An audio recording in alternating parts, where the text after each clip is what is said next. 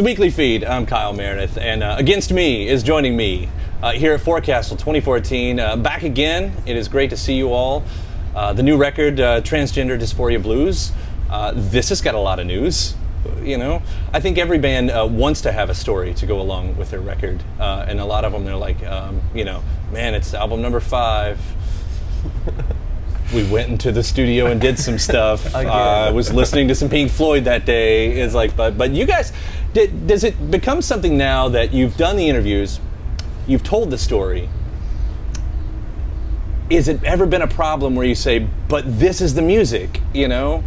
Like, there is a big story that goes along with this record and against me, but at some point I would imagine that you want to say, but this is the album, you know, pay attention to the music and not so much, you know, the background story. Right. But, well, as you said, you know, every band, like, wants a story or whatever. Or it's not even so much every band, it's like journalists want a story. Sure. So this is our 6th record, and you realize after a second that oftentimes, or most of the time, like, just doing press isn't about, like, the stuff that you as a musician would like to talk about. Like, unfortunately, no one cares what kind of snare drum you used on the recording or what kind of amp I used, or few people care. So the past couple should be records, talking to a very specific magazine for that. Right. Modern drummer.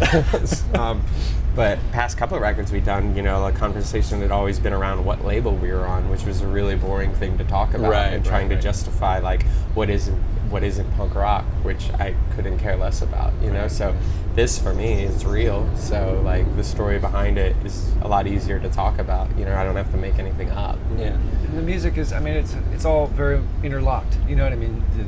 The lyrics and the message and the songs aren't the same without the music. So for me, if someone wants to talk about the story and the motivation behind, you know, all the song premise or whatever, then it's all connected. So for me, it's like, hey, I'll talk about that all day long. You know, it's what we made, it's what we're proud of, and it's what we're here to talk about.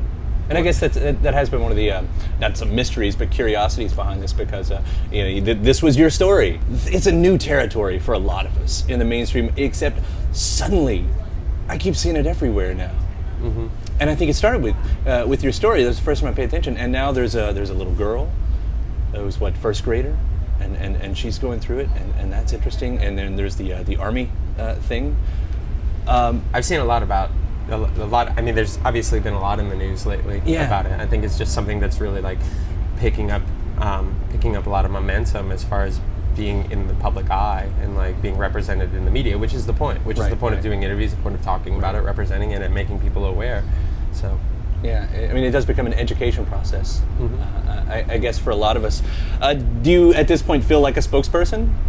Because you were the one that kind of ran with the baton, you know. It's not just an interview, again, it's an album, you know. You get together with your friends and let's put this to music. Let's make a musical. Right. Well, I mean, I recognize that I have a platform, or that we have a platform. Yeah. So, like, I don't consider myself, like, setting out to be a role model, but at the same time, like, I have the platform and I have the chance to speak. So, again, if doing interviews, I'd rather talk about something real than something that doesn't matter. Yeah. The cool thing about it, with tying in with Against Me, is that there are, with the idea of punk, we're not going to get into what is punk, but with the idea of punk, it was always kind of the outsider's thing. But I think a lot of guys, you know, they end up playing punk because it's it's the chords, and, you know, you get to get the aggression out. Suddenly, this is like the most outsider thing you can do, which I think makes Against Me like the most punk band in the world, you know, which is awesome. You know, I feel like you guys have, you know, some, I don't know, you talk about platforms, a little bit higher of a platform, or fighting rights on the whole discussion of what is punk, I guess. You know, it's not a competition. It's not a competition. With everything, though, with this record, you did lose half the band. Half the band's gone, new half the band is in.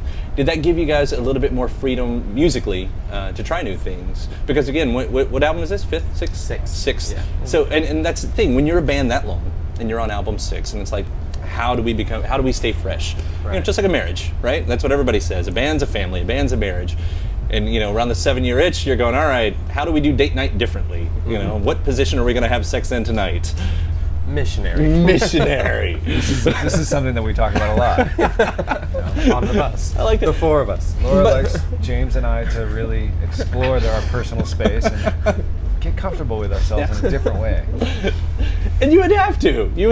But you know, with the band and everything, it does seem like, you know, having new members would afford you the freedom. But was that really it, or was it come in and like, again, this record is your baby, this is your possession, and everybody has to fall in, or it's like, hey, we can try new things because these are new minds and we have a new outlook. We can.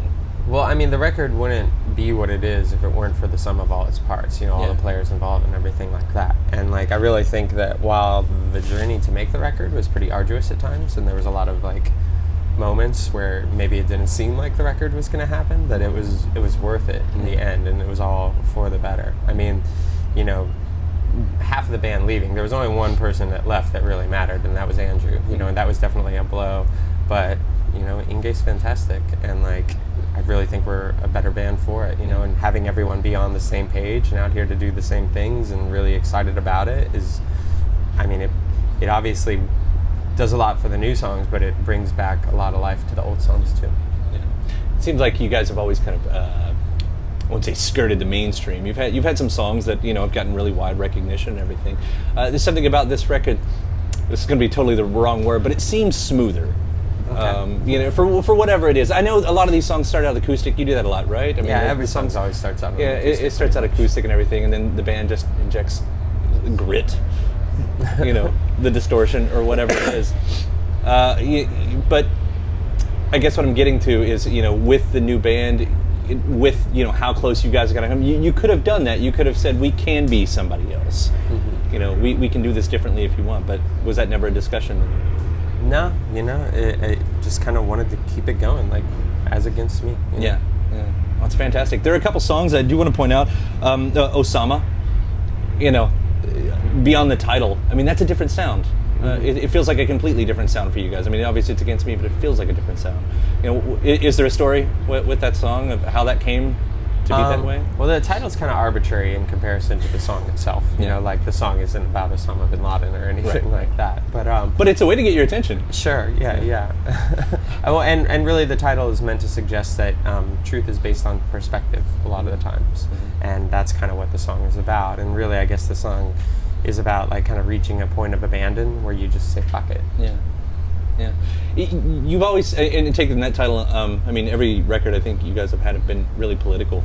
Have you thought ever about doing something like a host? A host? What do you mean? Yeah, like a host. I mean, you've got opinions well beyond the band and well beyond sexuality, you know, because you only need to read the lyrics. I mean, we're really starting to pay more attention to the lyrics, especially now.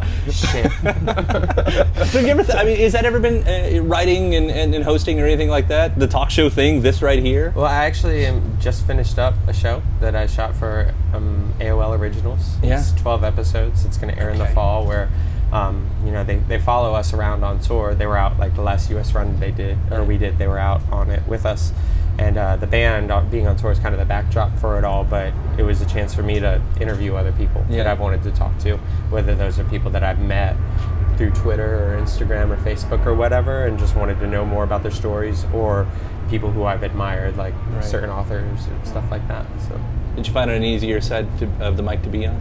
Yeah, it's a lot easier. It's easier to throw the questions than to answer the questions. Right, yeah. Yeah, you're welcome. The other song, I love Black Me Out. Thank you. And I think, the first time I hear Black Me Out, I was like, that's actually it sounds like an older version of Against Me. That sounds like that earlier version of Against Me, for whatever, reason, but I don't know. There's no question. Really. No, there's no question there, by the way. It's one of my very favorite songs as well to play, and that we recorded and everything. So you're not wrong. Yeah, no, there's no question. That's just one of the things. Like, tell them I like Black Me Out. Remember that time you guys recorded Black Me Out? One time. That was a hoax, awesome. right? No, I love it that you're trying. I love it that, again, in album number 6, that it's not just phoning it in, that you're trying. There's a lot of crap happening, I think, in rock and roll right now, and Against Me is not part of that crap. Thank you. To look out there and, you say it's not a competition with bands, and I guess to a point it's not. But I would imagine for you guys to be listening to the radio, if you ever turn on a radio and like, what is this shit?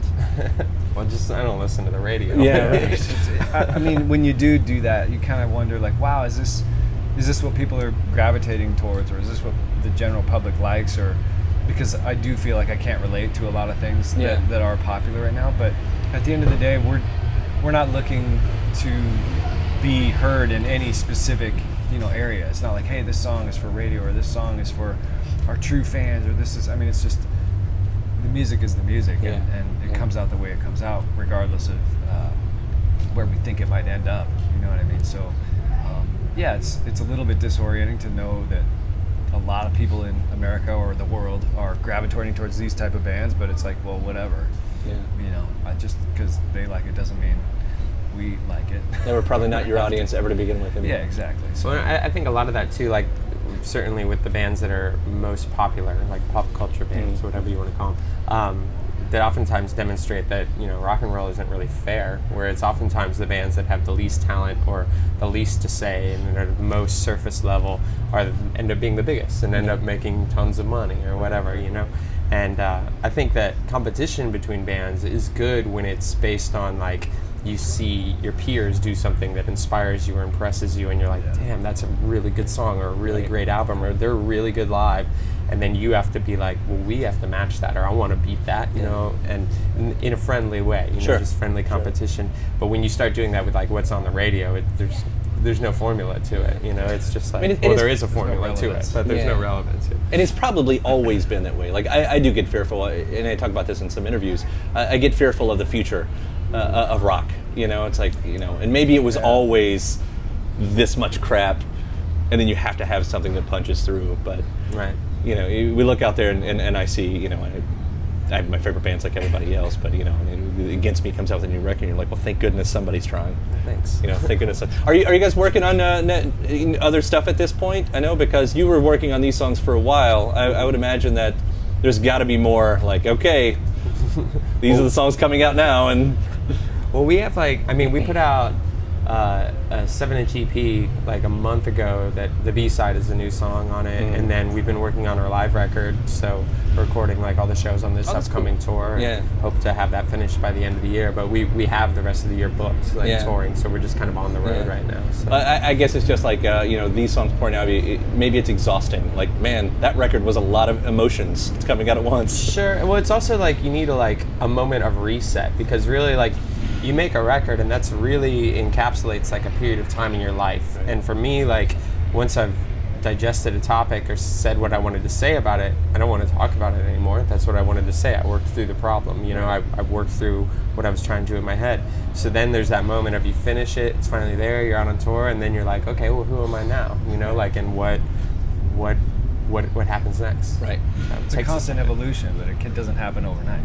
Right. So things are starting to brew and come about, but I think there won't be the gap that there was between White Crosses and Transgender Dysphoria Blues, but there'll be a little bit of time. Thank goodness. Isn't that the always the interviewer question? It's like, wow, great record. When's the next one? It's like, well, it depends on what country you're in. Different countries ask questions in different ways. Oh yeah. What's it? Well, say you're in Germany. This might be your favorite record of all time, and it might be their favorite record of all time, but they will never let you know that, and they will say, why is this record so bad? This record is terrible. Your last record was amazing. But when they interviewed you for the last record, they hated that one, and they loved the one before. So it's all just perspective and where it sits. Well, the Germans, they just took over the world, so they just conquered the world. Did they? In the soccer game. Did they win? They won. Kind of fell out. It only took that long for the Germans to take over the world. Wow. Yeah. All right.